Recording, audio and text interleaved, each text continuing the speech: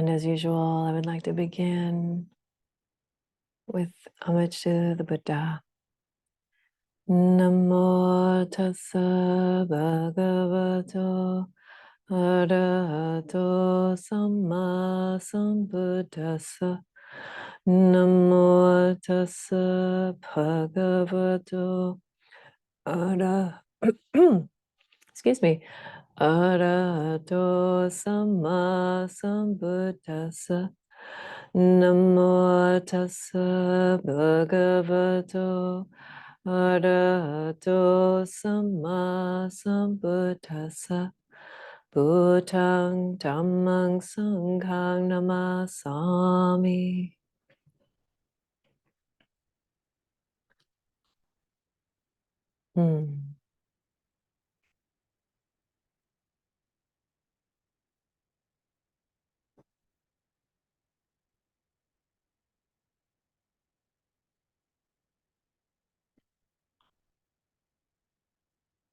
In the teachings of early Buddhism, what we find are a lot of different types of practice. There's not one practice that is given to be done over and over and over again, but rather what we see is the Buddha and his women and men disciples all offering a variety of different types of practice to suit different occasions, different people's tendencies, or address their questions or their concerns. And I think that here, those of us who have been exposed to Buddhist teachings might feel some question about that, how to practice if we have so many different options, which is the right one for me, or how would I even discern such a thing? And particularly if you don't have a steady student-teacher relationship, then you might not have the benefit of someone who can know you and know a bit about you and give you some advice in that regard. So you might have to decide for yourself. And so I want to talk today about a teaching that I often touch on, but I'm going to spend the whole talk on it today. And it's a teaching from early Buddhism, from said to be the words of the Buddha, recorded in the suttas that are in the ancient language of Pali. Pali is what we call a Prakrit language, somewhat related to Sanskrit,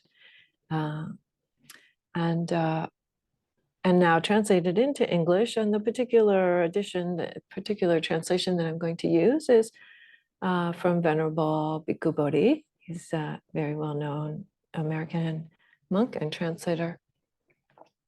And it's a sutta in which the Buddha describes various practices that he himself has done, and that and he talks about them in terms of the power that they might have in our practice or in our lives.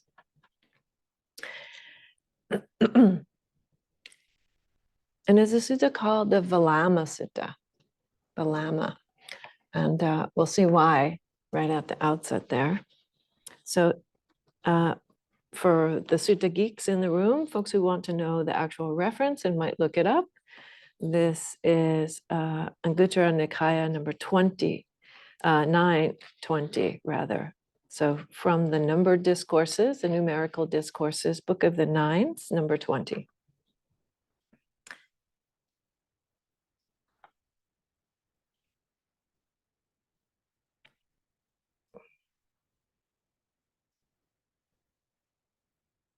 And so the Buddha, this is a sutta in which the Buddha is having a conversation with a person named Anathapindika. Anathapindika was said to be a householder in the sutta, a lay person who had been a supporter of the Sangha and very interested both in practice and in terms of supporting the Sangha with resources. And so it's a conversation between the Buddha and Anathapindika. And Anathapindika was a very wealthy person. He actually, there's a story in which he purchased a piece of land by putting gold coins over the whole of the land, because that's what the owner of the land demanded. And then he purchased that piece of land and he gave it to the Sangha, actually to the monastic Sangha. And that's the Jeta's Grove, what's known as Jeta's Grove. Yeah. So the Buddha starts out by asking Anathapindika, does your family give alms, give any kind of donations? And he says, yes, we give donations, but they consist of broken rice accompanied by rice gruel. So I'm wondering, maybe this is a conversation between the Buddha and Anathapindika before he gave the Jeta's Grove, right? Like this is an earlier conversation. And the Buddha says something very interesting. He says, whether you give something coarse or something excellent, something rough or something fine, it actually matters whether you give it disrespectfully and inconsiderately, or you give it respectfully and considerately. And the result of that gift is based on that way, that attitude of giving, or that basic motivation of giving. And so what the Buddha is referring to when he talks about result is he's talking about what we call vipaka, the karmic results are called, there's a Pali word for it, which is this vipaka. And karma is said to unfold various consequences, you could say, or various outcomes to the things that we do with intention, both the things that we do in terms of action, the things that we say, and even things that we think, actually, with intention, have this kind of setting in motion of some kind of effect.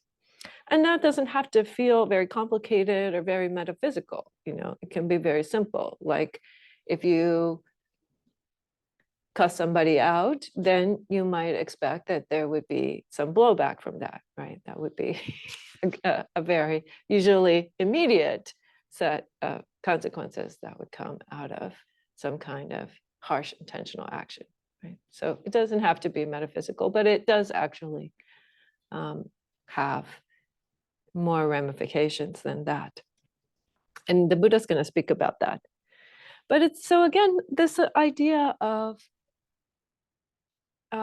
generosity, but generosity with an attitude of respect and care, right? And consideration. And this is a beautiful thing also, because I think that the Buddha is also saying that when, for example, we want to help a homeless person that we see on the street, that we do so from that same place, from that place of care and consideration and respect for them, right? Because if we do it without that care and consideration and respect, then not only will it not have the kind of karmic result that is ideal, but it's also just unpleasant in general, right? It's not a pleasant place for the mind to be coming from that. And we that can happen accidentally, where we set up all sorts of hierarchies, I'm the one who can help, I'm the hero, I'm the, right? Or we can do it more intentionally. Maybe we feel grossed out by, the fact that that person hasn't had a chance to bathe in a long time, or various other things can happen, right? So I'm just giving this as an example. But I think that it's a beautiful suggestion about how to approach giving. And then he goes on to say, and I'm not covering the sutta line by line as usual. I'm just going to go over the main points with you.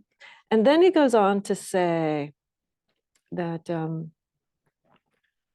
in the past, there was a Brahmin. So in the Indian culture, there were at that time only 4 sort of social categories. The caste, what we know as the caste system, which is much more complex today. And the Brahmins were at the top of that. The Brahmins were the people who were born into the category of society that was responsible for religion. That's what they did. They did like fire ceremonies and certain kinds of other types of offerings. And so he said there was a Brahmin named Vilama in the past, and he gave such a great alms offering as this. And then he goes on to give us a list.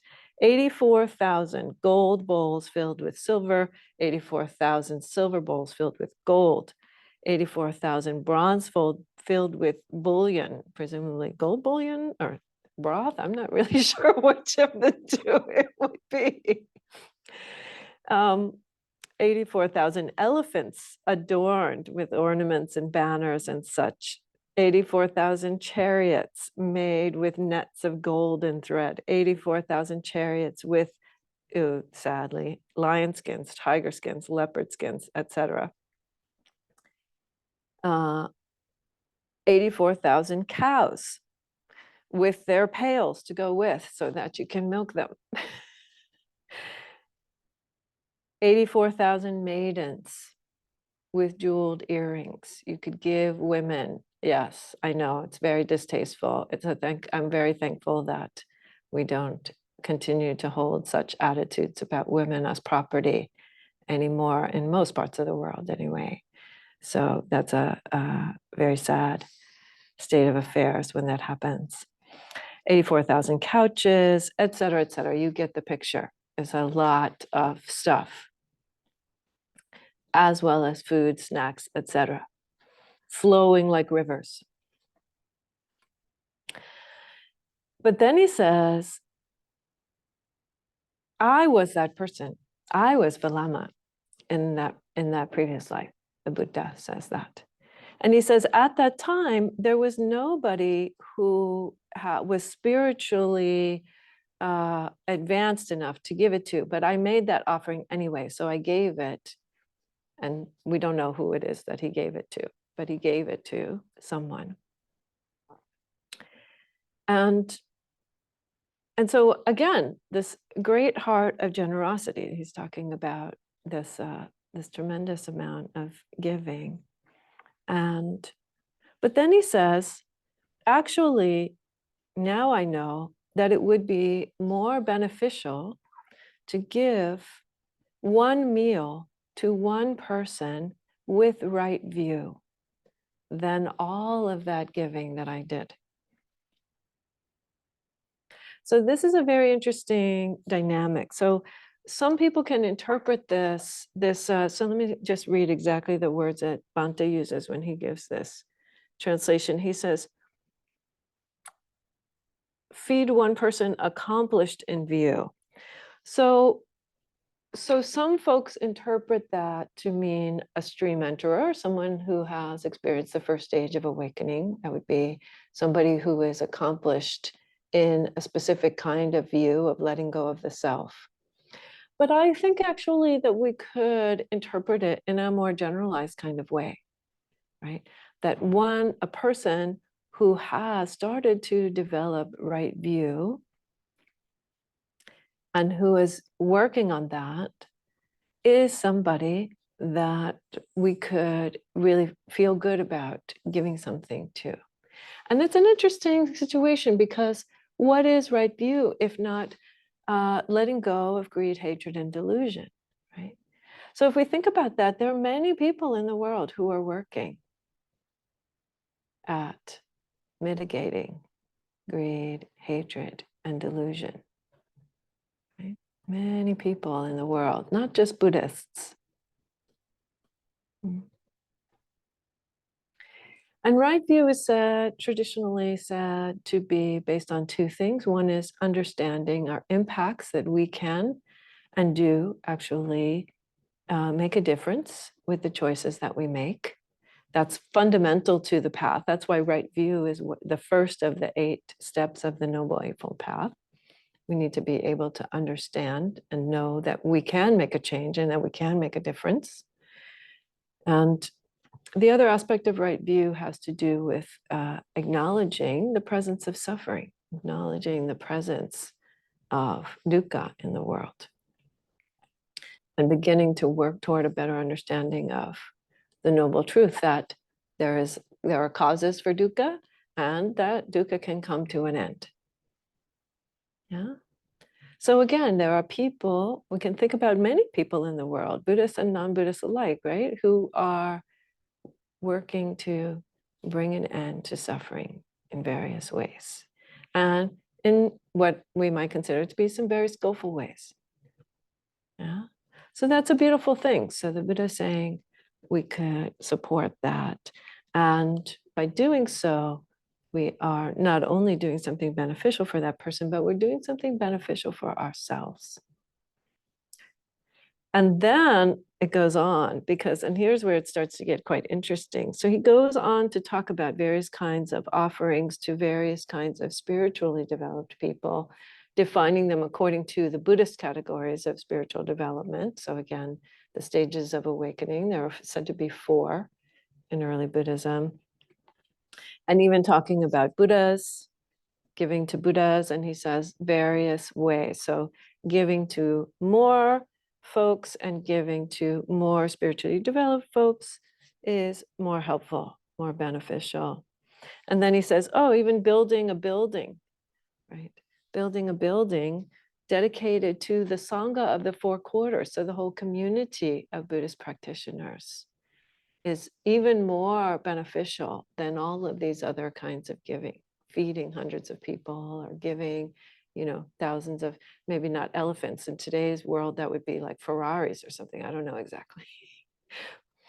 But giving of, these precious resources.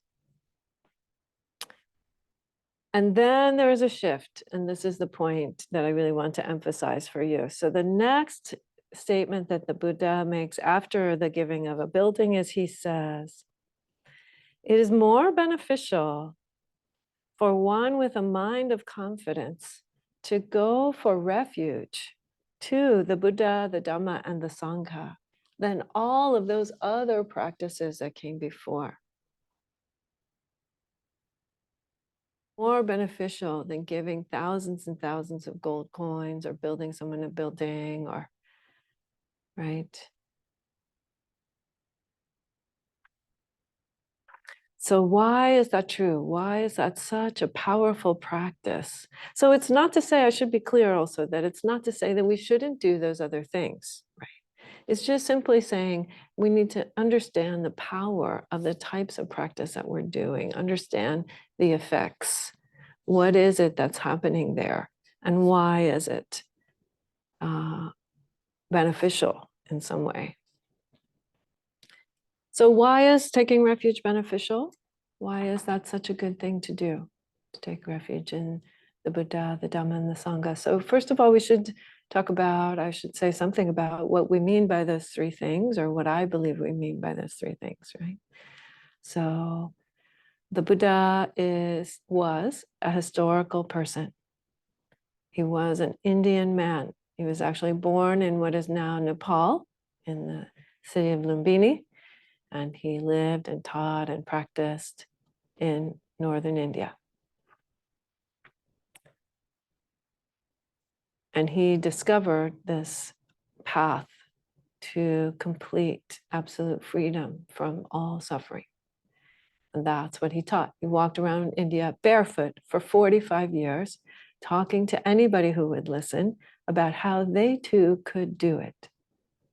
He didn't go around saying, I'm the only one who can do this. He actually went around saying, hey, you could do this too. Do you want to do this? Let me tell you how to do it.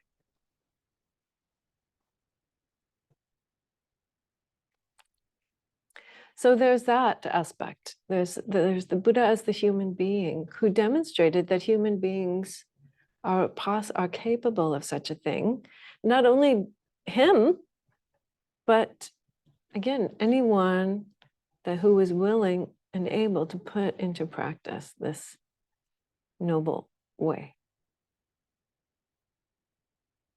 So there's also Buddha understood as that basic capacity, that intrinsic capacity that we all have for awareness of what's happening in our own bodies and minds, and for a growing wisdom and insight into that, such that we begin to understand the principles, the real principles that are at work in reality by observing our own experience.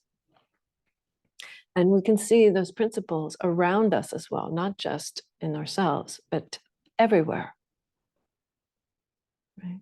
So what we mean by Buddha is also this human capacity for awakening.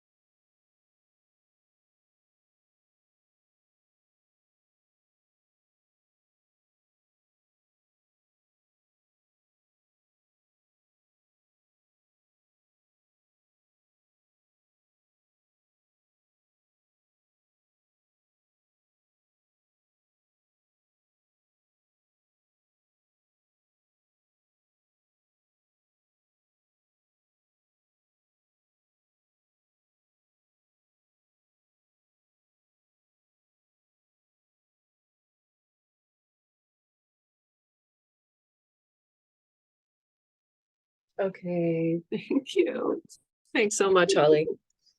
I'm so sorry, everyone. My computer decided to reboot in the middle of Zoom for what reason, I don't know. Can you hear me? Yes? Okay. Thanks to Holly, who also, because my phone is also not letting me on. Don't ask me why. It's a technology challenge for a minute here. So what was I saying? So Buddha representing the historical human being, Buddha representing our capacity for awakening, and you could say awakened awareness itself. And then Dhamma, so Dharma in Sanskrit or Dhamma in Pali means the reality to which we awaken, the actual principles that are at work. What's the nature of reality? It's also the teachings that point to that. And Dhamma also means many other things. It means just things like phenomena also, Dhamma, but we're not taking refuge in Dhamma as phenomena. We're taking refuge in Dhamma as the teachings or the truth that points to the nature of reality. And then Sangha was originally a word that was for folks who had fully awakened, whether they were ordained folks or not, whether they were monks and nuns or not. And it later came to mean the monastic groups, so people who are ordained. And in recent times now, we use it a little bit more generally, even more generally, to mean something like the whole of the Buddhist community. So all folks who are interested in the path, practicing the path, studying the path. And so the reason why that might be so beneficial to take refuge in something like that is, I believe there are many reasons, and it's very individual actually why people take refuge. But the moment, and perhaps every moment, when we are willing to turn our minds to this beautiful investigation of the nature of our experience, the nature of reality, each time we do that with the mind, it is something that is beneficial, right? Because it means that we are more and more understanding our intrinsic harmony with what's true, but we're also setting down the resistance for a moment. We're setting down any kind of resistance, and we're saying, I'm open, I'm willing to rely upon the wisdom of this individual, of my own capacity to wake up, of these beautiful ancient teachings and contemporary teachings, of the group of people who are also aspiring to such things. I'm willing to lean on them and set down my resistance to anything else. And so I really want to emphasize the power of that, because again, anything that we do with intention is creating a consequence. And if we have this beneficial intention, which is what taking refuge represents, beneficial intention to really open ourselves, be in alignment with, be supported by the wisdom of Buddhism, then that will surely be beneficial. So I want to pause there, and I still have half a sutta to go. So maybe next week I'll talk again about the Vilama Sutta, the second half of the Vilama Sutta, which gets even more interesting and goes into loving kindness practice and the perception of impermanence, two very, very interesting and powerful practices. So, but for now, I'm going to pause there and say, thank you so much for your kind attention. My apologies for the technical difficulties, and may the merits of our practice today, the beneficial momentum that we put into place and the outcomes from that, may it benefit all beings everywhere, known and unknown, seen and unseen. May all beings be free from mental suffering. May all beings be free from physical suffering. And may all beings be liberated. May we all come to know wisdom that is right here. Thank you. Be well, everyone. Maybe I'll see some of you this afternoon at the museum, 2:30 at the Jefferson Drive entrance to the museum. So on the mall side, not on the Independence Avenue side of the museum, but on the mall side of the museum. See you then. Bye-bye.